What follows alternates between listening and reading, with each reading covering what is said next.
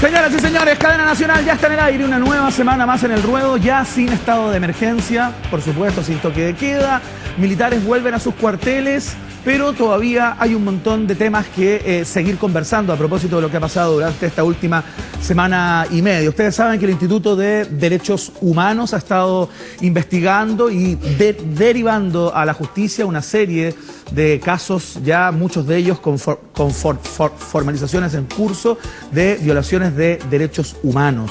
Pero se ha estado reportando también una gran cantidad de personas heridas en hospitales, en centros de asistencia médica, y eso lo han hecho en conjunto y con la colaboración del Colegio Médico.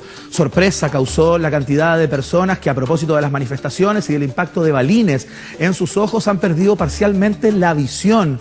Queremos conocer el estado de cosas, cuál es la evaluación que hace acerca de todo esto la autoridad médica en nuestro país, o una de las autoridades médicas, la otra es el ministerio, ¿no?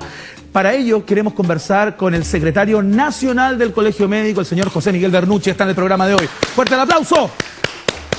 ¡Fuerte el aplauso, digo! ¿Qué tal, José Miguel? Hola, hola. Muy bien. Bienvenido, por favor, sentémonos de inmediato. Hay mucho paño que cortar acá, porque entiendo que ustedes están enfrentando un proceso de movilización actualmente, ¿no? De hecho, ¿se va a iniciar el día de mañana o el día de hoy? Así, bueno, hoy día? O sea, tenemos citado una movilización para mañana, martes, a las 2:30, y que va en conjunto con todos los colegios profesionales de la salud, y aparte hemos invitado también a participar a los pacientes, digamos, que es el centro. Ahora, esta movilización viene en un contexto, digamos, no estamos subiendo por el chorro, digamos, a partir de la realidad actual. De esta crisis particular. Nuestra crisis viene hace probablemente un par de meses y nace por la delicada crisis financiera y sanitaria que están sufriendo mucho de los grandes centros, de los grandes hospitales, por crisis de financiamiento que tenemos. A ver, vamos a hablar de eso, pero partamos por lo más contingente, que tiene que ver con la cantidad de personas heridas en centros asistenciales. Ustedes han hecho un trabajo muy importante de sondeo y de acopio, digamos, de todos los casos, juntos con el INDH, como mencionábamos. Lo que sorprende es la gran cantidad de cifras de niños y jóvenes que están en esta situación, ¿no? ¿Tú tienes más o menos un actualizado hasta este momento la cantidad de personas que están en esta condición? Mira, no tenemos nosotros no tenemos el número actualizado, principalmente porque hay que entender que el Departamento de Derechos Humanos del Colegio Médico es un departamento técnico que asesora a la Mesa Directiva Nacional dentro de nuestra estructura. Ahora, el departamento ha hecho hace varios años ya un trabajo muy codo a codo con el Instituto Nacional de Derechos Humanos. Perfecto. En diversas causas, digamos. Una de las causas más bulladas fue cuando la mapuche que tuvo su parto engrillada, claro, digamos. Sí, por supuesto. Y el departamento lo que ha servido actualmente es también como una vía de poder hacer la denuncia. Está recibiendo denuncias y las canaliza a través del INDH. Así que han tenido tanta pega estas últimas semanas que no han alcanzado a poder, en el fondo, hacer un listado o poner los números totales. Lo que sí es que van muy de acuerdo, tenemos más de 1000 denuncias. A lo del INDH, ¿no? Exactamente. Más o menos tenemos más de 1000 denuncias, y donde han tenido mucha participación también ha sido en poder también como alinear a los médicos que están atendiendo a estas personas, que finalmente son los que reciben la denuncia y tienen que hacer la denuncia frente a la Fiscalía. Claro, de lo que se han hablado es de lo que planteábamos en el inicio, ¿no? Esta cantidad desbordante, creo yo, desde mi perspectiva, tú me puedes aclarar si es mucho o es poco, de personas que han perdido parcialmente su visión. Quiero que veamos el título porque está en pantalla justamente. Esto ha sido comentado por radios, por medios escritos, esto está en boca de todos en el día de hoy. Colegio Médico denuncia que cerca de 100 personas han perdido la visión de un ojo por balines. Así es. Esto es una locura, me parece. O sea, personas que están participando de una manifestación, la mayoría de ellas sin cometer algún tipo de delito o falta grave, y que sean alcanzados por los balines, me parece de una gravedad pero absoluta. José Miguel, cuéntame un poco cuál es la situación de estas personas en particular. Sí, el número actualizado, por lo menos hasta las últimas horas de anoche, eran más o menos como 117 personas que habían visto afectado alguno de sus dos globos oculares. De estas, sobre 35 personas alrededor tenían estallido de globo ocular, o sea, tenían pérdida total de la capacidad de ese ojo. O sea, más que la visión, perdieron el ojo físico. Perdieron el ojo físicamente, exactamente. ¿Por qué se produce esto? ¿Cómo? O sea, yo me imagino, o sea, que personas que lo han perdido de esta manera la visión, es porque les dispararon al ojo. Esto hay que entenderlo que son todas lesiones traumáticas, o sea, quiere decir que producto del balín, directa o indirectamente, produjo un daño en el ojo. El daño puede ser, digamos, de que el golpe produzca un desprendimiento de la retina o alguna lesión intermedia, hasta que en el fondo el mismo balín produzca el estallido del ojo. Esto quiere decir que hay penetración, lesión por el mismo balín, y hay pérdida de los distintos humores que forman la cavidad ocular. Entonces, finalmente, las lesiones son de distinto tipo, pero hay afectación directa de estas 117 personas, y como te digo, y sobre 35 han producido, digamos, el estallido ocular. Esta es una lesión que es totalmente fuera de lo común. Hay que entender que en el sistema público, sobre todo acá en Santiago, se atienden en una unidad que se llaman los UTO, que son las unidades de trauma ocular. En las últimas semanas las UTO han recibido más de 90 personas, y el resto se han atendido en distintos centros públicos y privados, lo cual es un número que está totalmente fuera de la norma y de la normalidad, digamos, de lo esperable. Tenemos un compromiso súper grande del personal, tanto médico y no médico, de estos centros, y han tenido que trabajar, digamos, con toda la premura, pero también profesionalismo, porque de verdad están ellos comprometidos, porque lo que están viendo es una situación que es súper crítica. O sea, lo que hay que entender es que alguien que pierde un ojo, que pierde la visión de un nuevo ojo, queda con una discapacidad, en el fondo, tremenda, tanto en productividad como también familiar y social, que es tremenda. Entonces, hay un tema psicológico ahí que se viene, y que hay que atender. Y eso es totalmente aparte, digamos, de las lesiones. O sea, los traumas psicológicos que van a quedar después de esto, obviamente que también tienen que ver con la crisis de salud mental que está viviendo nuestro país. José Miguel, a propósito del trabajo que han estado haciendo ustedes como médicos de los distintos centros asistenciales, la presidenta del Colegio Médico, Isquia Siches, ha declarado, y lo declaró de manera pública, que algunos funcionarios han tenido muchos inconvenientes para denunciar justamente este tipo de casos, ¿no? Estos y otros, ¿no? Quiero que veamos el título también, porque también estuvo ahí, nuestros colegas han sido intimidados para no entregar información.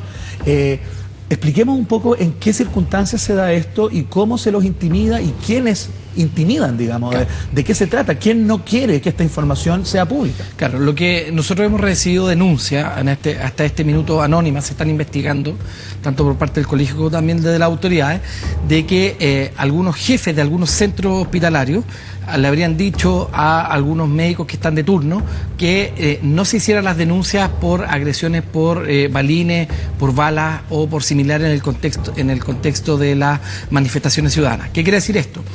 Que cuando llega un paciente agredido por un balín, digamos, o por fuerzas de seguridad, el médico que recibe a ese paciente está obligado a hacer la denuncia a la fiscalía, no en contra del paciente, sino en el fondo hacer la denuncia de que se recibió ¿cuál es la situación? Digamos, exactamente. ¿en qué condiciones? De la condición de que fue, en el fondo, dentro de las manifestaciones. Por supuesto. Lo que hemos recibido información de que algunos médicos habrían sido intimidados y otros persuadidos de que no hagan esa denuncia, y esa atención no pasa a formar parte del número de heridos en las manifestaciones. Perfecto. Por lo tanto, lo que nosotros baja el número de alguna manera. El número de agredidos, y lo que nosotros entendemos de que eso también podría beneficiar en cierto modo a las autoridades, ya que en el fondo no se ve como que hay tanto agredidos como en la realidad probablemente hay.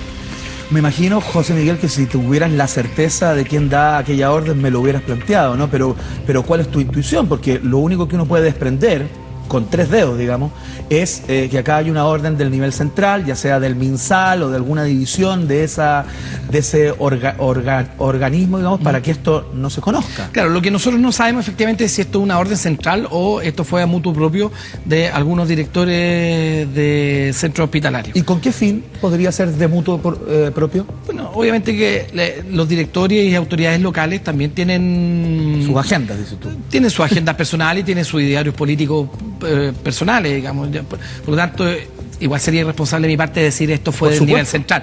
Pero lo que sí es que lo que nos ha parecido raro es que hemos recibido denuncias de distintos centros.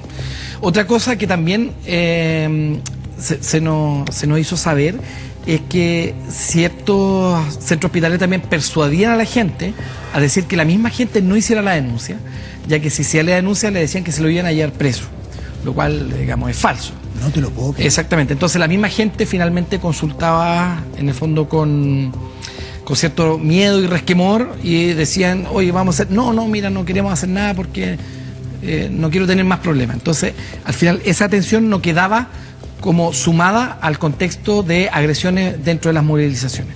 Bueno, un caso claro acerca de esto puede ser lo que ocurrió en la ex Posta Central, ¿no? Cuando, digamos, el INDH intentó llegar hasta ahí a propósito de las denuncias que habían de personas heridas gravemente en el interior, y la puerta estaba con candado y no pudieron abrir, tuvo que llegar un juez, entiendo, a pedir que se abriera eso porque las personas tenían que O sea, entrar. esa fue una situación que ha sido gravísima. Gravísima. Nosotros creemos que es solamente comparable a los tiempos de dictadura, digamos, del país, y es principalmente por varias razones. A ver. Una, existen las pruebas, digamos, de que esta fue una orden directa del director del hospital. Lo segundo es que se le impidió el libre acceso a los funcionarios del INDH, que por resguardo legal e incluso constitucional ellos tienen libre acceso a todas las reparticiones públicas, principalmente porque ellos son los encargados de asegurar o de investigar que no se estén violando los derechos humanos.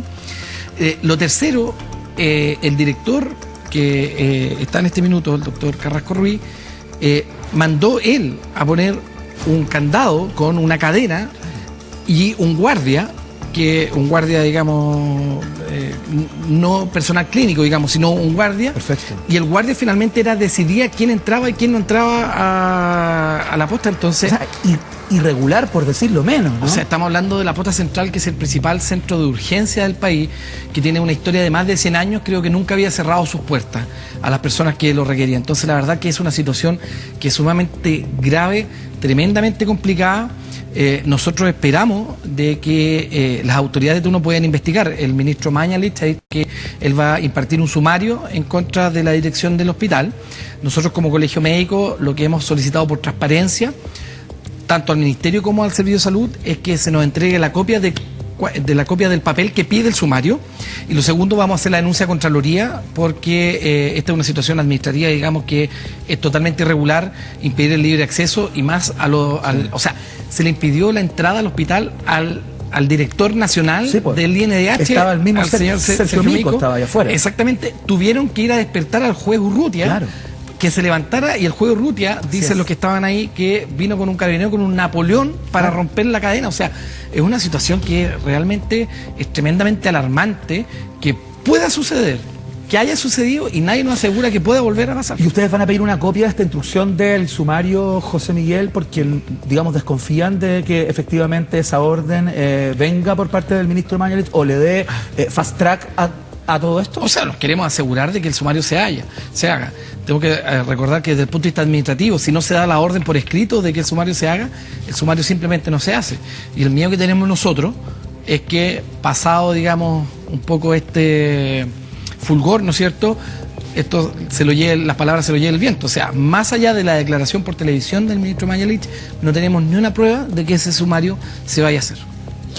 José Miguel, respecto a la gestión que ha tenido el ministro Mañalich, hoy día hubo un cambio en el equipo del presidente Sebastián Piñera, se anunciaba un cambio muy profundo, sustantivo, fundamentalmente se alteró lo que es el equipo más político de La Moneda, y a propósito de unas declaraciones que había tenido el ministro Mañalich hace muy poco, a propósito justamente del plan de medicamentos, o el nuevo plan de medicamentos, tiró una frase que fue evaluada como desafortunada, ¿no? Cuando dice: no por una marcha voy a cambiar un proyecto de ley. Y le marcharon 1.200.000 personas y marcharon 1.200.000 personas ese mismo día viernes. Exacto. A propósito de que se quería meter una indicación en el proyecto de ley, ¿no?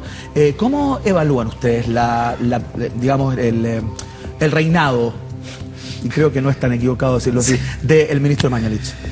Mira, el ministro Mañalich es una persona tremendamente inteligente, es una persona que tiene una historia, digamos, de trabajo que es bastante impresionante. Hay que recordar que en el gobierno pasado del presidente Piñera fue uno de los pocos ministros, si no el único, y si no el único ministro de salud que ha logrado entiendo que tiene el récord, ¿eh? Sí, que ha logrado digamos, todo el periodo, exactamente. Y bueno, eso habla, digamos, de la capacidad que él tiene. Lamentablemente el ministro Mañalich es una persona que es tremendamente obstinado cuando él considera que tiene la razón. Y en base a eso, lamentablemente, hemos tenido unos problemas que La verdad que nosotros hemos ofrecido, como colegio médico, nosotros hemos ofrecido sentarnos a conversar, pero él no nos ha podido, digamos, sin dar un juicio de valor, ni tampoco un juicio peyorativo, no nos ha podido escuchar lo suficiente como para poder entablar una conversación fluida. ¿Qué quiero decir con esto? Nosotros hace 2 meses, cuando comenzó el problema en la misma posta central, de falta de insumos, yo trabajo en la posta central, digamos, todas las mañanas ahí. Perfecto. Y por lo tanto, la falta de insumos es algo que nosotros veíamos día a día. Cuando hablamos de insumos, estamos hablando desde medicamentos súper avanzados, como por ejemplo antibióticos de 4ª, 5ª generación, o de medicamentos que se utilizan en la unidad de pacientes críticos, etcétera. Ya, Pero también, no estamos hablando solo de gasa. no, estamos hablando desde eso hasta jeringa, frasco para tomar exámenes, Perfecto. guantes, gasa, medios de contraste para realizar exámenes, ¿Fármacos? Fármacos, Perfecto. digamos, y fármacos desde los más avanzados hasta los más comunes. Perfecto.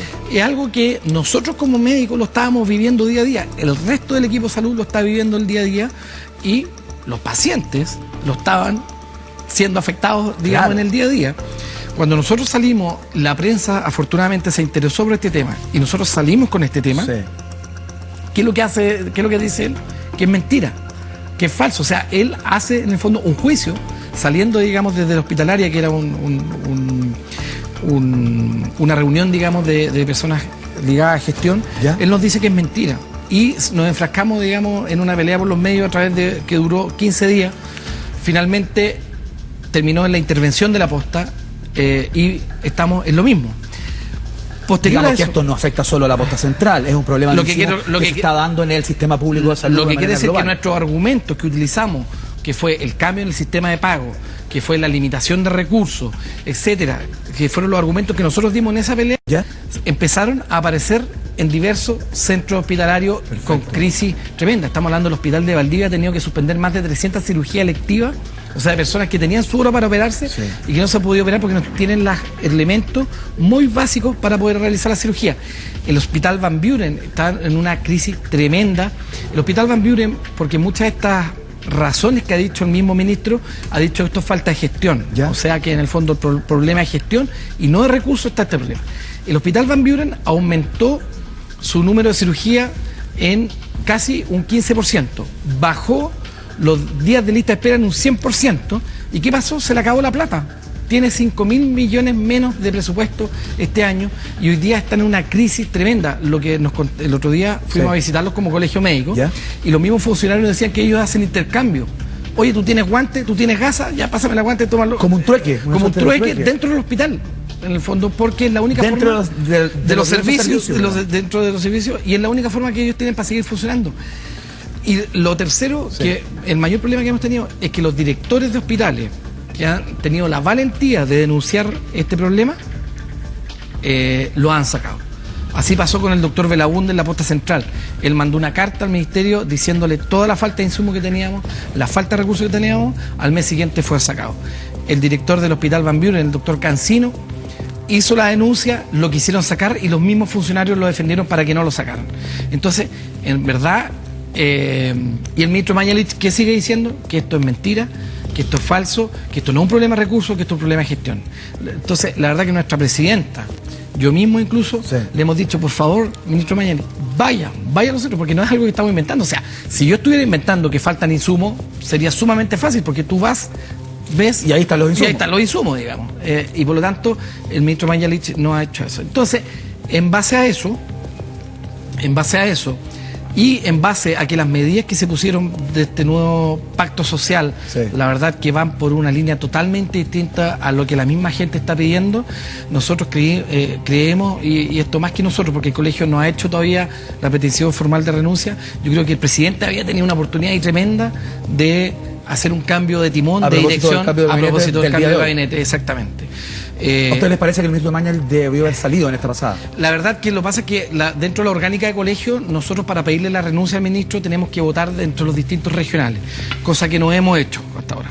Pero la verdad que... No, pero desde el punto de vista político, ¿ustedes creen que había una oportunidad cuando lo mencionabas, no? ¿Crees que debió haber salido? Lo que pasa es que en base a lo que ha dicho, en base también a las propuestas que se hicieron del seguro catastrófico, más esta política nacional de medicamentos, no va en la dirección de que el mismo presidente dijo. El presidente dijo, cambié la dirección, ¿no es cierto? Nosotros íbamos por acá, ahora voy por una agenda social. Ninguna de las dos medidas, más todas las declaraciones anteriores del ministro Mañalich, creemos que va en la posición de que el mismo presidente ha dicho, y yo creo que era una oportunidad este cambio de gabinete para demostrar que en salud él también escuchó a la gente y también escuchó a los profesionales, escuchó al personal no profesional, de que era la forma de cambiar un poco la orientación. O sea, nuestro sistema de salud se basa en el copago, en la discriminación por pago, que es un poco lo que pasa en educación. Y en el fondo lo que nosotros necesitamos es meterle un poco más de solidaridad y meterle un poco de que en el fondo el que tiene más riesgo pueda ser en el fondo ayudado por el que tiene menos riesgo, y el que más paga puede ayudar un poco al que menos paga. ¿Y te parece que el ministro Mañalich no va en esa línea? Por lo menos hasta ahora no lo ha demostrado. Si él está dispuesto, digamos, a enmendar el rumbo, nosotros bienvenidos. Nosotros estamos dispuestos a sentarnos mañana en la mañana o el lunes a primera hora, digamos, a conversar los cambios que ha requerido. Lamentablemente, todas las indicaciones que han habido hasta el momento no van por esa línea. ¿Y por qué te parece que este subsidio a los remedios, digamos, y este seguro catastrófico no van en la línea correcta en términos de ser un real aporte para que las personas tengan un acceso y una atención de otro corte? Claro, lo que hay que entender es que el seguro catastrófico, el sistema público va a financiar el 60% de ese seguro catastrófico, y la persona va a financiar un 40% solamente en centros privados, ¿ya? No se va a incluir a los hospitales. Hay que recordar que las personas que son FONASA, C y D, si yo me realizo esa atención al hospital, ellos igual tienen que hacer un copago. Perfecto. ¿Ya? Y por lo tanto... O sea, ese seguro catastrófico en medicamentos no corre en el no, sistema... porque el seguro catastrófico es sino para operaciones, para otras perfecto. prestaciones. Eso no corre en hospitales públicos. No corre, eso, o sea, va a haber un traspaso directo de plata, que estamos hablando que tenemos un problema de financiamiento en los hospitales. Claro. Que nos falta plata. Y lo que está diciendo usted, seguro catastrófica, es que le va a pasar plata a las clínicas privadas. Esa plata que debería ir a los hospitales se la va a pasar a las clínicas privadas. Eso es por un lado. Okay. Y lo segundo es que el 40% que no paga el sistema, FONASA, digamos, lo va a pagar la persona. Y en toda la literatura mundial, cuando tú obligas a la persona a poner de su bolsillo, tú inmediatamente generas discriminación por pago. Lo que ha dicho hasta ahora, porque tampoco tenemos los detalles, es que ese pago va a ser alrededor de 1.440.000 pesos. O sea, la persona que no tiene 1.440.000 pesos queda automáticamente excluida del seguro. La persona que puede pagar ese 1.440.000 pesos queda incluida en el seguro. Pero las personas que pueden pagar eso son un porcentaje absolutamente ínfimo de la población. Exactamente, ese es el otro periodo. El impacto sanitario que va a tener esta medida se ha calculado que no son más allá de 8.000 personas por año, y esto está calculado a 3 años. Entonces, el impacto inicial que se calculó con la medida no va más allá de 24.000 personas. Claro, uno dice 24.000 personas que lo necesitan, nosotros estamos totalmente de acuerdo, pero cuando uno hace una política pública basada en un impacto sanitario, la verdad que el impacto FONASA atiende a 8 millones, a casi 13 millones de personas. O sea, el impacto de 20.000 personas sobre 13 millones, la verdad que es mínimo.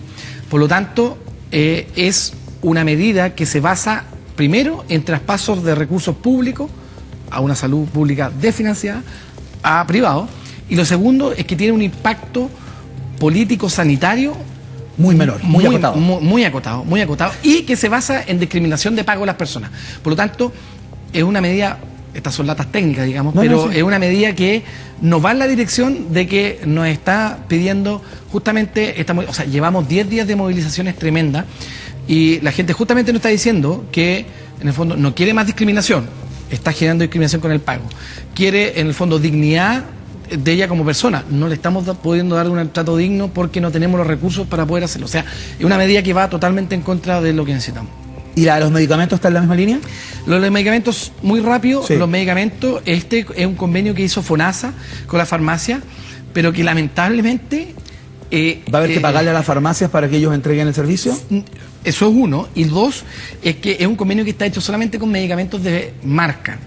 ¿Qué quiere decir esto? Los medicamentos de marca, que son los medicamentos, las moléculas originales, tienen un precio que está entre 100 a 500 veces más caro que el genérico. Por lo tanto, un medicamento de marca para la presión arterial, por ejemplo, el ISAR, que es el original, ¿no van a comprar los genéricos? No, es para solamente los medicamentos de marca. ¿Qué pasa? El gobierno dice, los medicamentos bajan en un 40% el precio, claro. Lo cual es real, porque el ISAR vale 40.000 pesos, va a bajar a 20.000 pesos, pero el losartán genérico vale 2.000 pesos. Pero el convenio está hecho solamente para los medicamentos de marca. ¿Y tu sospecha entonces es que en las 30 medidas anunciadas por el presidente Sebastián Piñera para que las farmacias tengan al menos un stock de bioequivalentes? Esa no es la misma, esa no fue la misma medida. Eso es lo que te quiero plantear.